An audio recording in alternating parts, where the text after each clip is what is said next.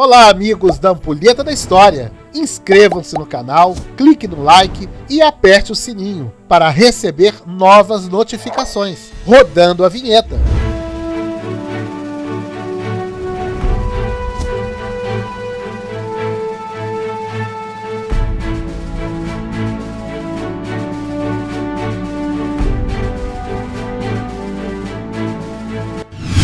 Início das eleições. O voto no Brasil.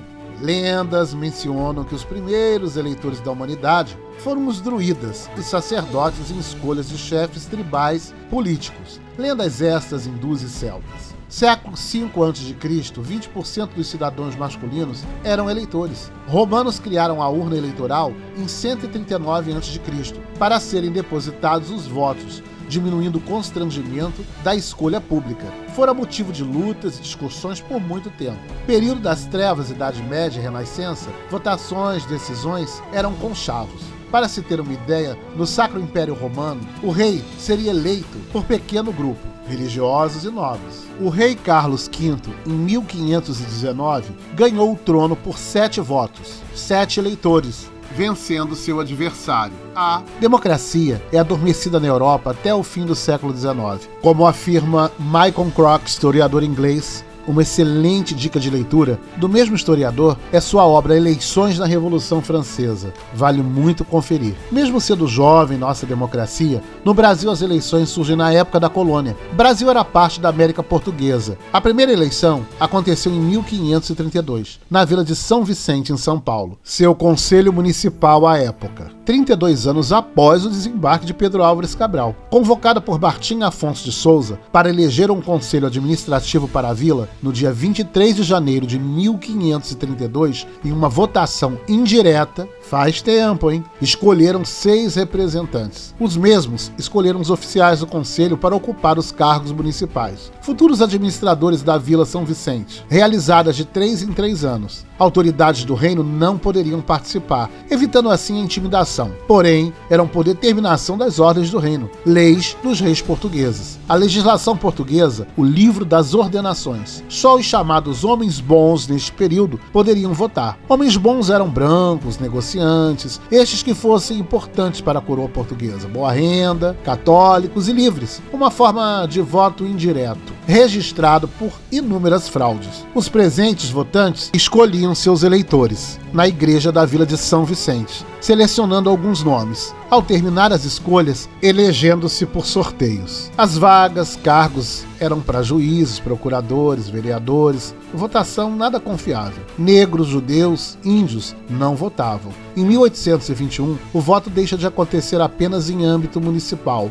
acontecendo a primeira eleição nacional. Como neste período não havia uma lei eleitoral, nem voto secreto, remetem-se ao modelo, base da Constituição Espanhola. Com isso, elegendo 72 representantes junto à coroa portuguesa. Homens livres eram os eleitores. O voto não era secreto, não existia partidos políticos, e neste contexto da história brasileira, analfabetos também podiam votar, o que irá mudar à frente. Muda-se o sistema eleitoral, vem a independência, trazendo a primeira legislação eleitoral, sistema baseado na Carta de 1824, outorgada em 25 de março de 1824, a primeira da história da Constituição brasileira, primeira Assembleia Constituinte, vigorando até o período da Proclamação da República, 1889, permanecendo em vigor por 65 anos. Poderiam passar seu voto para outra pessoa, transferência de escolha. Imaginem, votos sendo vendidos, repassados. Só naquele tempo? Será? Muitas fraudes eleitorais à época. Atenção, as fraudes, esses tristes atos cometidos, acabaram desde então. Lógico que não. Ah, se fosse verdade. Lembrando que ainda não havia título de eleitor. Aparecia votos de pessoas que não foram, de crianças, de mortos, fantasmas. Acontecia durante a lei utilizada na eleição da Assembleia Geral Constituinte, a primeira legislação eleitoral brasileira. Províncias enviaram seus representantes. Dom Pedro I, para não reduzir seus poderes, que seriam limitados pelo legislativo, resolve fechá-la. O bichinho não era nada bobo. Cria-se o poder moderador. O voto torna-se censitário, sistema indireto de eleger. Consistia na independência e consolidação do Brasil. lembrando que só homens livres acima de 25 anos poderiam ser eleitores. Homens casados, militares, teriam de ter acima de 21 anos. Padres e bacharéis eram livres para votar. Por longo período, os brasileiros não puderam eleger e escolher seus representantes. Para votar, além de tudo acima mencionado, seria necessário ganhar acima de 100 mil réis anuais, o que não era impossível, mas difícil para a base, a classe que trabalhava. Estes, chamados de primeiro grau, escolhiam os eleitores do segundo grau, que deviam ganhar 200 mil réis. E estes escolhiam os que ganhavam acima de 400 mil réis. Uns poucos, a elite. O voto ficava entre os poderosos e seus interesses. Assim era o período monárquico, arraigados às heranças coloniais. Lembrando que os candidatos deveriam ser católicos. Os votos eram de 4 graus, onde eleitores da província elegiam os compromissários. Compromissários elegiam os eleitores da paróquia. A paróquia elegia os da comarca. A comarca elegia os deputados. Uma panelinha, não é um panelaço, uma herança portuguesa. Assim elegiam deputados, senadores. Os 3 mais bem votados encontrariam-se com o imperador. Deveriam ganhar acima de 800 mil réis e ter idade acima de 40 anos. Lembrando que senador neste período mantinha seu cargo vitalício, inacreditável. Um dos senadores era nomeado, designado já pelo imperador, um senador vitalício. Enquanto vida tivesse, este estaria garantido. Analfabetos poderiam votar. Ex-escravos libertos participavam apenas de instâncias mais simples, à base dos votos. Período em que as eleições eram indiretas. Mas a Lei Saraiva, de 1881, irá trazer modificações a esse quadro, ao sistema eleitoral. A lei, vista por pesquisadores e historiadores como reação conservadora dos parlamentares brasileiros. A eleição passa de indireta para direta, gradativamente, não foi de um dia para a noite. Havia fortes contextos. Um deles, os debates abolicionistas. 1,5% continha os requisitos para votar. A Lei Saraiva era clara em impedir que escravos libertos, alforriados, tivessem direito a voto. Todo o contexto eleitoral anterior deixa de existir em 1881. Permanecia a condição econômica, renda, esta devidamente comprovada. O importante documento de alistamento eleitoral. Analfabetos não conseguiam assinar os documentos, ficando desta vez de fora. Os analfabetos só irão ter esse direito novamente instituído a partir de 1985. A massa eleitoral ficou extremamente reduzida, chegando a 0,8%. Alguns mencionam 1,5% da população. Na verdade, um grande receio das massas, das classes socialmente inferiores, pobres e negros. Esse quadro só irá se reverter, se transformar a partir de 1945, aumentando o eleitorado brasileiro. A Lei Saraiva foi um decreto de número 3029, de 9 de janeiro de 1881, autoria do conselheiro José Antônio Saraiva, advogado e político. Sufrágio direto ou voto direto. Os analfabetos continuam sendo proibidos de votar. As eleições se destinavam a cargos eletivos do Império, senadores, deputados, a Assembleia Geral, membros das Assembleias Legislativas, provinciais, vereadores, juízes de paz. Após 10 anos, em 1891, escolheu-se pela primeira vez presidente e vice-presidente, de formas separadas, sem segundo turno, que não existia. Houve mudanças em várias áreas. Não deixaria de ser assim com o sistema eleitoral. Existia uma prática da Comissão Verificadora de Poderes, conhecida como degola, um mecanismo de fraude eleitoral, realizado pelas oligarquias. Acionavam para eleger o candidato indicado pelos coronéis. Com isso, o candidato que realmente vencia nas urnas não conseguia assumir seus cargos. Não eram os indicados pelos coronéis. Degola surge como um termo figurado para estampar claramente as fraudes das oligarquias. Com mudanças neste período, o sistema republicano presidencialista adere ao federalismo, república federativa, integrada por 20 estados, anteriores chamados de província, determinando separação entre Estado e Igreja. O voto não era secreto, era inevitável. Havia manipulação dos votos, intimidação aos eleitores. Este período é ornamentado de eleições fraudadas. Isso porque não havia o segredo de voto, sua privacidade. Primeira República. A República Velha de 1889 a 1930 é marcada pelas oligarquias e seus poderes. República Velha se divide com República da Espada. A República dos Coronéis carimbada pelo voto de cabresto, eleições ilegítimas. Os coronéis de fazendas, uma população à época de maioria rural, coronéis ricos, proprietários de grandes áreas de terras, autoridades, comandavam o poder local, coagindo seus apadrinhados, forçando a todos a votarem em seu candidato, não havendo uma justiça eleitoral que pudesse coordenar as eleições. Havia a coação dos eleitores e o bico de pena, termo em que as mesas eleitorais, inventando nomes de mortos, ausentes e pessoas de longe, da qual não haviam comparecido às eleições, mas votavam. Estava lá, constatado, que o morto havia votado. É para chorar ou para rir. Um jogo marcado para eleger quem o coronel desejava. Por muitas vezes o candidato pertencente à própria família, denominando-se assim de voto cabresto. Era um sistema de controle político, tendo como base o abuso de poder. Forma sórdida de controlar as pessoas. Um voto à base de ameaças. Cabresto corresponde ao instrumento para se controlar o movimento dos animais. Em 1894, há a primeira eleição direta para presidente. O paulista Prudente de Moraes, primeiro presidente civil da Primeira República. Seu governo é fortalecido com a pacificação do Rio Grande do Sul e da Guerra de Canudos. Sua eleição encerra o período dos governos provisórios do Marechal Deodoro da Fonseca e do Marechal Floriano Peixoto. Prudente de Moraes consegue cerca de 270 mil votos, 2% da população brasileira à época. Deu para entender? Imaginar, pensar.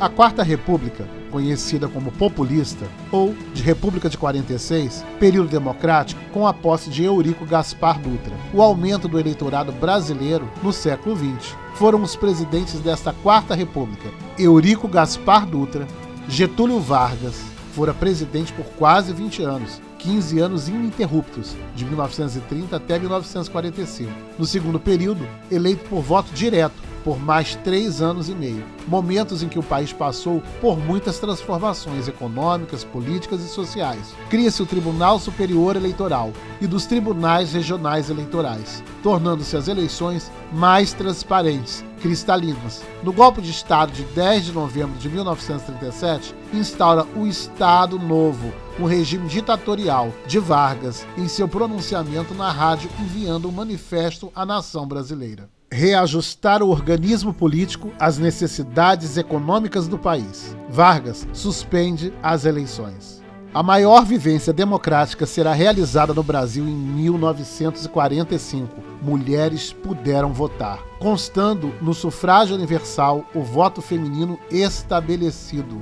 Aliás, somos um dos primeiros países do mundo a considerar o voto feminino, uma conquista árdua no Brasil no século XX. Com a Constituição de 1934, o voto passou a ser a partir dos 18 anos de idade. A advogada nascida no Rio de Janeiro, Mirtes de Campos, foi a primeira a ingressar na OAB, na Ordem dos Advogados do Brasil, em 1906, teve negado o pedido de poder de participar das eleições. Somente no Código Eleitoral é que fora reconhecido o direito de voto às mulheres, em 1932, durante o governo Vargas, exercido somente em 1935, lembrando do Partido Republicano Feminino, de 1910, pela professora Leolinda de Figueiredo Dalto, também da Liga pela Emancipação Intelectual da Mulher, LEM, uma importante associação. Torna-se Federação Brasileira pelo Processo Feminino, liderada por Berta Lutz. A luta pelo voto feminino é iniciada no século XIX no Brasil. Essa é importante conquista para a democratização do país. Devemos lembrar e comemorar o dia 24 de fevereiro a conquista do voto feminino no Brasil. O juiz Israel Ferreira Nunes acionou seu favorável parecer ao presidente do Senado para que mulher brasileira pudesse votar, amparada por direitos na Constituição Federal. As mulheres de hoje devem a lembrança das antecessoras do passado que lutaram por direitos e igualdade. O Brasil estava à frente, dando um exemplo à Suíça e Portugal. O voto de saia, assim chamado. Hoje no Brasil, as mulheres são cerca de 50% a 53% do eleitorado. O governo de Getúlio Vargas continha seu aspecto totalmente populista. Seus sucessores na presidência, eleitos de forma diretas, universais e partidárias. Em seguida, é eleito Café Filho, Carlos Luz, Nereu Ramos, Juscelino Kubitschek, Jânio Quadros. Jânio obteve quase 6 milhões de votos em 1961, lembrando que só 10% da população votou. Ranieri Mazzilli, João Goulart, ao chegar nos meados de março para abril de 1964, o golpe militar anula a democracia brasileira. Encerraram-se a maioria das eleições para o executivo. O poder legislativo é mantido.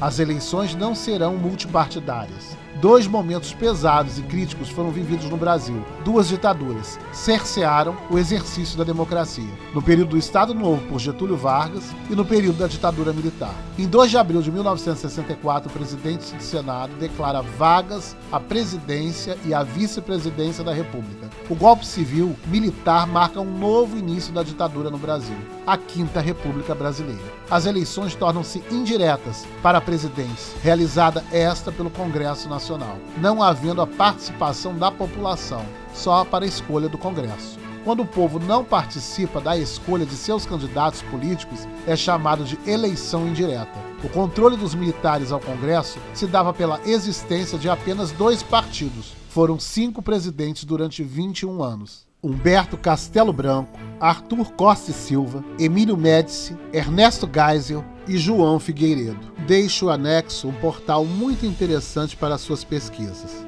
Chega, enfim, a nova república, a atual república em que vivemos. O povo desejava o voto direto para presidente, iniciado em 1980. Acaba assim o período militar. Direta já. O modelo eleitoral foi oficializado, seja promulgado na Constituição de 1988, Constituição Cidadã, aprovação da emenda Dante de Oliveira no Congresso, uma proposta constitucional, PEC 05/1983, tendo como objetivo reinstaurar as eleições diretas para presidente da República, alterando os artigos 74 e 148 da Constituição Federal de 1967, que havia sido interrompida pela ditadura militar. O povo desejava o voto direto para presidente. Foi um dos maiores movimentos políticos e sociais do país, batizado como Direta e Já. 85% da população brasileira aprovava a emenda. Mas, em 25 de abril de 1984, fora rejeitada na Câmara dos Deputados. Tancredo Neves, para se entender, foi eleito de forma indireta. Em 1988, com a promulgação da Constituição da República Federativa do Brasil, Constituição Cidadã, lei fundamental e suprema do Brasil, hoje em vigor. A eleição à presidência, em 1989, fora votada em 2 turnos. O primeiro em 15 de novembro e o segundo turno em 17 de dezembro. Eleições destinadas a presidentes, governadores, prefeitos, deputados, vereadores eleitos pelo mandato de 4 anos, senadores para 8 anos. A nova reforma nos possibilita o voto para pessoas entre 18 e 70 anos, sendo obrigatório. Permissão do voto para analfabetos e para quem tem 16 anos, idade mínima. Facultativo para mais de 70 anos. Segundo turno para a presidência, governos estaduais e prefeitos. A urna eletrônica no Brasil, o voto eletrônico, vem substituir a urna em que depositávamos cédulas, usadas até 1994. É utilizada de forma massiva em 1996. Mesmo alguns fazendo críticas ao sistema eletrônico, nunca se provou fraudes, erros nem falhas. O Brasil é o único país do mundo que possui seu sistema eletrônico em sua totalidade, seja 100%. A democracia é representativa, a importância e o direito concedido ao povo através do voto de escolher seus representantes. Compreendemos a importância do voto, das eleições, da democracia, da cidadania, de possuir e exercer seus direitos políticos. Menos da metade das pessoas no planeta vivem em democracias plenas. Já pensou nisso? Democracia, o poder do povo, quando exercida, a maior igualdade, maior qualidade de vida. Países onde se prevalece a democracia, há o maior desenvolvimento humano, elevação social, econômica e cultural. A participação popular é essencial em uma sociedade desenvolvida. Se você gostou deste vídeo, se inscreva no canal da Ampulheta da História, aperte o like, clique no sininho, compartilhe com seus amigos. Lembrando que cultura, conhecimento e saber ninguém tira de você. Um forte abraço.